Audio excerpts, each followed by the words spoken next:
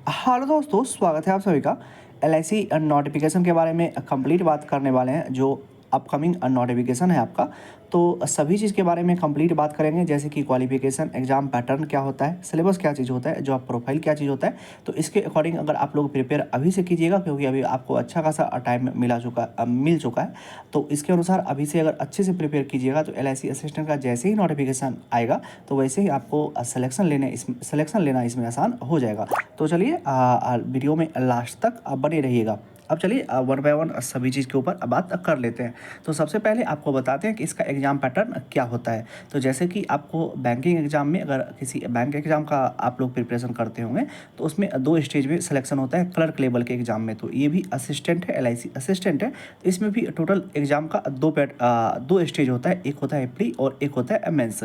अगर आपका अगर आपका प्री कहिएगा तो वो सिर्फ क्वालिफाइंग नेचर का होता है। आपका जो मेन स्कोर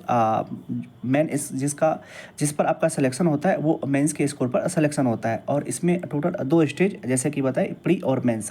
प्री इसका बहुत ही आसान होता है। जैसे अगर आप नॉर्मल बैंक एग्जाम का जो प्री देखते हैं उससे भी बहुत ही ज़्यादा आसान होता है, क्योंकि इसमें आपको ऑप्शन दिया जाता है और कोई भी नेगेटिव मार्किंग नहीं रहता है।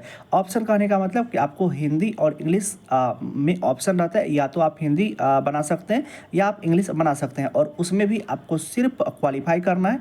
और आपका जो मार्क्स कंसीडर किया जाएगा प्री एग्जाम के लिए वो सिर्फ रीजनिंग और क्वांट का कंसीडर किया जाता है। आपको इंग्लिश या हिंदी में सिर्फ पास करना है, जो उसका क्वालिफाइंग रहेगा। जितना 8 या 10 नंबर आउट ऑफ 30 नंबर रहता है तो उसमें सिर्फ उतना ही नंबर लाना होता है। और बहुत ही ईजी पेपर होता है प्री का। आप लोग आराम से इसको क्लियर कर सकते हैं। तो अगर आप अभी से आप लोग अगर प्री का प्रिपरेशन अगर एक आवर भी करते हैं तो आराम से इसका प्री क्लियर हो जाएगा। मेन जो एग्जाम होता है वो मेंस का होता है। मेंस में टोटल इसका 5 सेक्शन रहता है। जैसे कि फर्स्ट क्वांट का आपको 30 मिनट रहेगा और 40 क्वेश्चन रहेगा 40 मार्क्स के लिए। तो टोटल इसमें 5 सेक्शन रहता है। और क्वांट इसका जो एक ब्रॉड एरिया होता है ना, तो उसमें मेंस का जो इसका सिलेबस होता है वो थोड़ा सा ज़्यादा है, क्योंकि आपको इसमें हिंदी का भी क्वेश्चन रहता है, इंग्लिश का भी क्वेश्चन रहता है, रीजनिंग भी रहता है, क्वांटिटी एप्टीट्यूड भी रहता है, और उसका जो जीए वाला सिलेबस रहता है उसमें इंश्योरेंस अवेयरनेस भी आ जाता है। तो टोटल एक कंप्लीट जो आप लोग को प्रिपेयर करना है अभी से, वो इसके मेंस के लिए प्रिपेयर करना है, क्योंकि प्री इसका बहुत ही हलवा होता है, वो आराम से आप लोग का क्लियर हो जाएगा।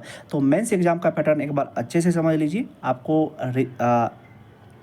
आपको रीजनिंग का क्वेश्चन देखने के लिए मिलता है, क्वांटिटी एप्टीट्यूड का क्वेश्चन देखने के लिए मिलता है, और हिंदी का क्वेश्चन, इंग्लिश का क्वेश्चन और जीए का क्वेश्चन, साथ ही साथ इंश्योरेंस अवेयरनेस का क्वेश्चन देखने के लिए मिलता है। और हर एक का 40-40 क्वेश्चन आपको देखने के लिए मिलता है। और हर एक का सेक्शनल टाइमिंग भी दिया रहता है 30-30 मिनट करके। तो चलिए दोस्तों, इस चीज़ को आप लोग अच्छे से समझ गए होंगे। अब चलिए अगले बात पर आते हैं कि क्वालिफिकेशन इसके लिए क्या चीज़ रहता है।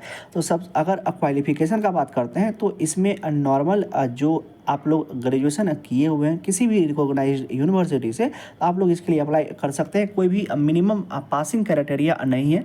अगर सिर्फ आप पास हैं तो आप इसके लिए अप्लाई कर सकते हैं। और अगर एज का बात करते हैं तो 18 साल से 30 ईयर के बीच में अगर आपका एज है तो इसके लिए अप्लाई आराम से कर सकते हैं। तो असिस्टेंट के लिए 30 ईयर तक अप्लाई करना। और अगर आपका किसी भी कैटेगरी में फॉलो कर रहे हैं तो as relaxation as per government rule मिल ही जाता है। अब चलिए दोस्तों, आगे बात करते हैं सिलेबस को लेकर के।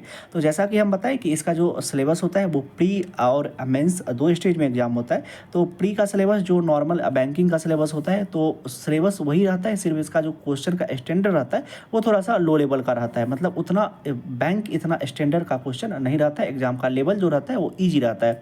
जैसे कि प्री का बात करते हैं तो प्री का भी वही सिलेबस है जो बैंक का सिलेबस है। और एसएससी जैसा नहीं रहता है कुछ भी, सब बैंकिंग के आधारित पर जितना भी चीज़ रहता है। सिर्फ आपको एक चीज़ याद रखना है कि इसका जो मेंस का एग्जाम होता है उसमें आपको हिंदी भी पूछा जाएगा, इंग्लिश भी पूछा जाएगा। तो उसके लिए भी आप लोग अच्छे से मतलब प्रिपेयर रहिए। और इंश्योरेंस अवेयरनेस ऐड हो जाता है, तो सिलेबस में सिर्फ इतना ज़्यादा हो जाता है। लेकिन अगर क्वेश्चन का लेवल कहिएगा तो वो उतना ज़्यादा नहीं रहता है।